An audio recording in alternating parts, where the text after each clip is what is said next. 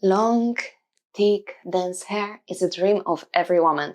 Unless this hair appears on your legs, your forearms, your abdomen, your lower back, upper back, your chest, your chin, your face, everywhere, but not your head. Welcome to Holistic Ovaries, where we talk about polycystic ovary syndrome. I am Agnese, and I am here to talk about taboo and breaking stigma attached to PCOS. Why? Because we have a 21st century and the female body and psyche awareness about that have to be raised. 70 to 80% of women with PCOS struggle with hirsutism, and many of you asked me how to deal with unwanted hair. To know how to choose the best treatment for hirsutism, first we need to understand the physiology of hair growth. So pay attention here because this will help you to understand better the mechanism of hirsutism and then to choose the best treatment option for you. There are about 50 million hair follicles on your body, which 20% is on your scalp. The only area free of hair is your palm of your hands, sole of your feet, and your lips. It means that any other part of your body is full of hair. There are three types of hair: lanugo hair, vellus hair, and terminal hair. Lanugo hair is the hair that is covered when you are a fetus and are shed when you are born, so not very important for us. But now remember those two: vellus hair and terminal hair. Vellus hair are short, non-pigmented, very soft hair that cover almost every area of your body. So when you think you don't have a hair, there is a vellus hair. Terminal hair is those pigmented, thick and dark hair, which are your eyebrows, your this I don't know. Eyelashes. Thank you, Virginia. Your pubic hair, your armpit hair, and also your scalp hair. There are numbers of hormones that help with hair growth. It's a growth hormones that makes your hair grow. Estrogen and progesterone that have a very minimal effect on hair growth. And then we have a testosterone and DHEAs that increase hair growth rate. And very important for us now, androgens. Androgens determine what type of hair is growing in your body. It means that androgen transform the vellus hair, this not visible hair, into terminal hair, this dark hair, into the areas of your body that are androgen sensitive. Areas sensitive to androgen is your chest, your face, your chin, your armpits, pubic hair, your legs, your abdomen, lower back. So every part that is affected in us women in PCOS with hirsutism. The transformation from vellus hair into terminal hair takes few growth cycle of the hair. And at that moment, actually, that transformation can be really reserved. But once the transformation is done, it is actually not possible to go back. It means that you will need to remove the terminal hair and destroy the hair follicle. I would split treatment for hirsutism into three parts. Inner work, which is actually work on yourself, on your body image and self-esteem. Number 2, it's reducing your androgen levels. And number 3 is to remove the terminal hair. Inner work, I talk about psychology and PCOS in my previous video, and you can check this video here. As you already see, testosterone, DHEAs, and androgens increase the hair growth and they transform the vellus hair into terminal hair. Once this is done, the only solution you have is to remove terminal hair. But the most important part of the treatment will be reduce androgens level, because you can remove the terminal hair, but if you don't reduce your androgens, the terminal hair will grow back again. In next video, we will discuss how to reduce androgens in PCOS.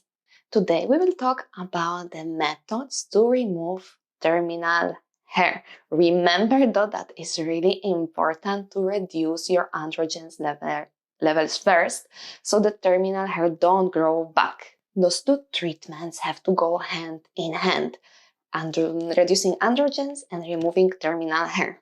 So how to remove the terminal hair? There are two methods. Temporary methods like shaving, plucking, and waxing, and permanent methods like electrolysis and laser treatment. Waxing and plucking your hair can result in thinner hair, but it can also result in thicker hair. So if it works for you and make your hair thinner, that's perfect. But if it makes your hair thicker, it's not so good.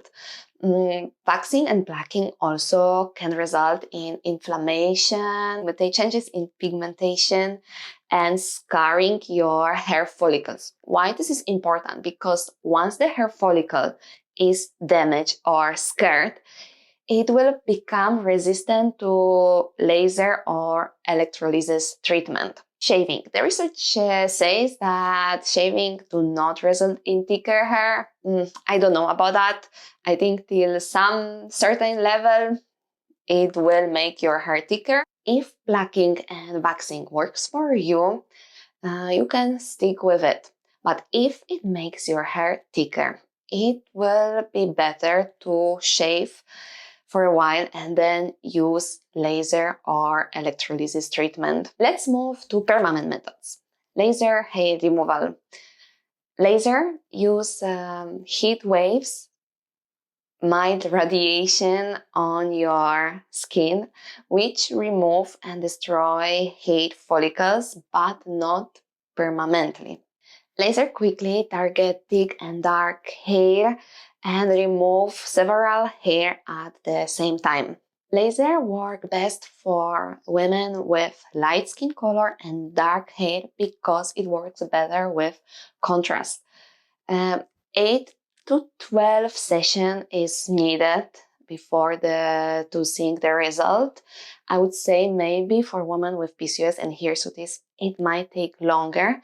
The treatments are spaced every 4 weeks, and once the sessions are done, 2 or 3 times a year, the maintenance treatment will be needed. Depending on the area you would like to treat, it can cost from 150 to 200 euro per session. Different laser will have different rate in effectiveness. Ruby, Alexandrite, Diode, Intense Pulse Light have similar rate of effectiveness. I will read that one. I cannot pretend I can say the name. Neodymium, Yttrium, Aluminium, Garnet laser appear to be less effective. Electrolysis. Electrolysis insert the needle into the hair follicle, and the electric impulse damage the hair follicle enough that it prevents from the new hair growth. It can work on any skin type, hair color, hair type, very effective, but it is quite expensive, can be painful. It depends on your pain threshold, time consuming, and it will require much more session than the laser. Electrolysis costs less per session than the laser, but you will need many more sessions. Electrolysis works the best because permanently destroy the cells in the hair follicles, preventing it from new hair growth. So what Hirsutism treatment is the recommended? It all depends on you. You need to ask yourself, what severity of hirsutism do you deal with? How much it affects your mental health? How much it affects your social life? How much money, time, and energy you have? Because if you are like me, okay with plucking your hair from your chin, shaving your armpits, or waxing your legs, and it doesn't result in thicker hair, you can continue with that and just focus on reducing your androgens. But if you deal with self-hirsutism that affect your mental health, make you anxious, and you limit your social interactions, it is better that you talk to your endocrinologist about medical treatment, because if hirsutism affects your life, trust me, it is not worth it to suffer. Also, consider if you don't overthink that. I don't want to sound like a hypocrite because I take PCOS symptoms very, very seriously. But sometimes we create stories in our heads that are not necessarily the truth. And in that situation, it will be better if you work on your self-image and your confidence and your self-esteem. For today, that's it. Leave a comment, subscribe, like the video, and I will see you next week. Bye bye.